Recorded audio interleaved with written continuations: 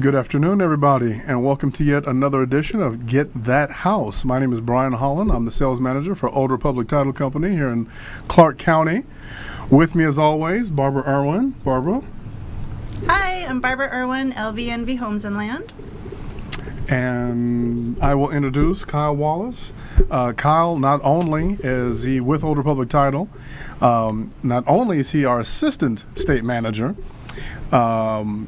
he's the branch manager of our St. Rose location, as well as an escrow officer that runs our short sale department, so he runs his own desk. And this is most important, Kyle Wallace is the only escrow attorney in all of Las Vegas. So Kyle, welcome, sir. Thanks, Brian. It's very impressive. Well, I try and give people more than one reason to dislike me. That's true, right? Spoken like a true attorney. Yes, there you go. Oh, and I forgot the best part. Not that it matters to much of our viewers at this stage, but Kyle also teaches a multitude of continuing education classes. In other words, giving back to the real estate community and helping them continue with their real estate license. That's awesome. So Kyle wears the most hats of any employee at Old Republic Title, hands down. I've got a Very big head. You've got, it's a good thing. Very cool. So what exactly is your day-to-day routine at Old Republic Title? I guess that depends on the day.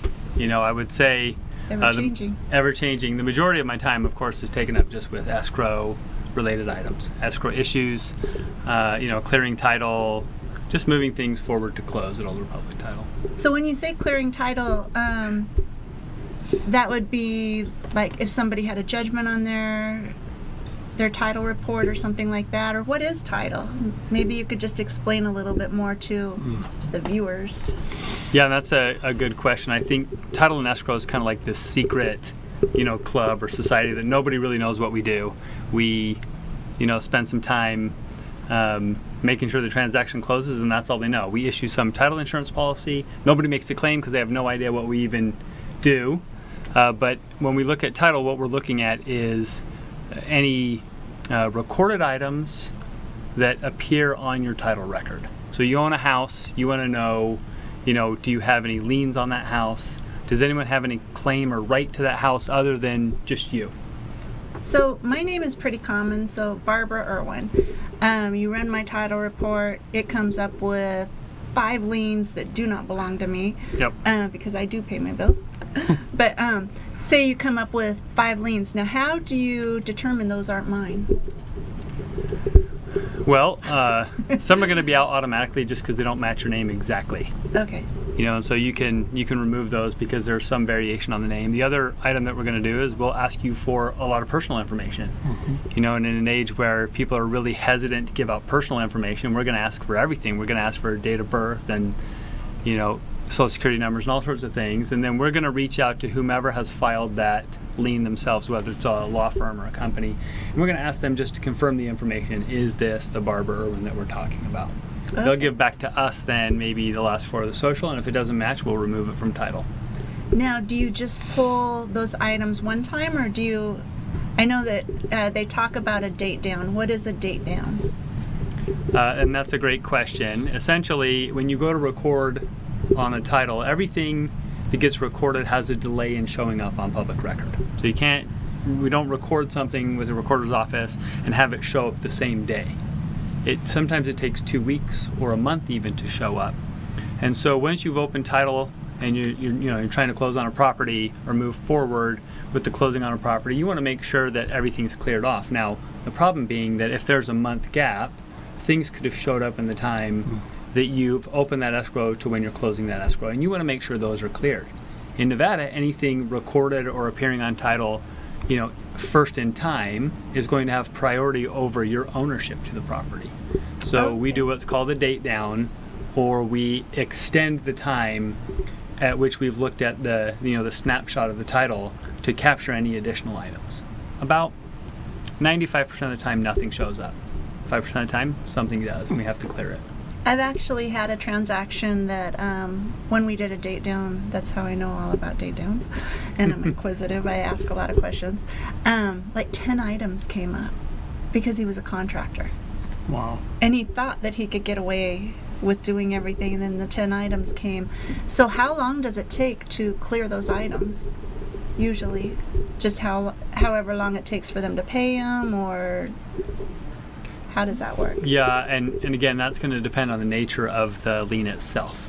Okay. You know, sometimes if it's a judgment, you can reach out to a law firm and get a response back pretty quickly.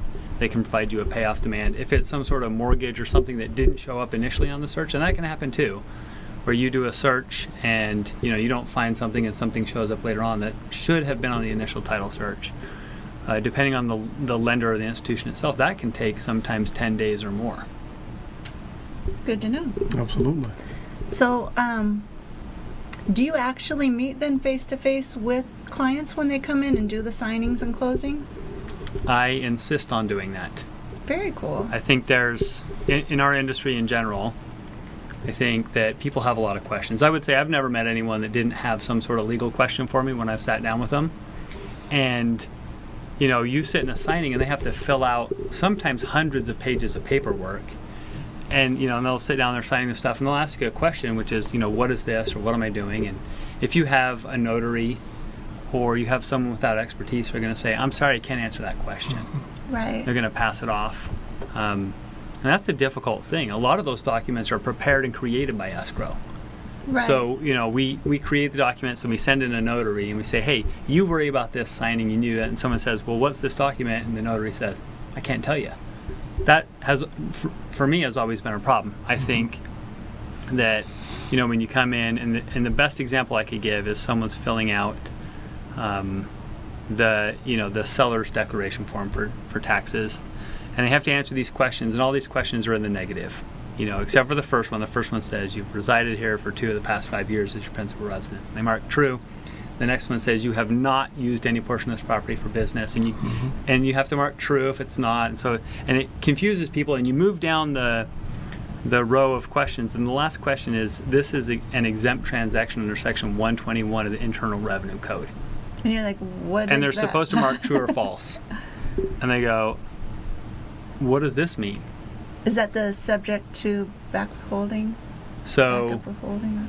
so I'm guessing. no, and which are really, section 121 is tax on the sale of your property that's not your principal residence. And so really you're confirming the other questions, but people don't know. And so they're sitting there and they'll look up and they'll go, hey, what does this mean?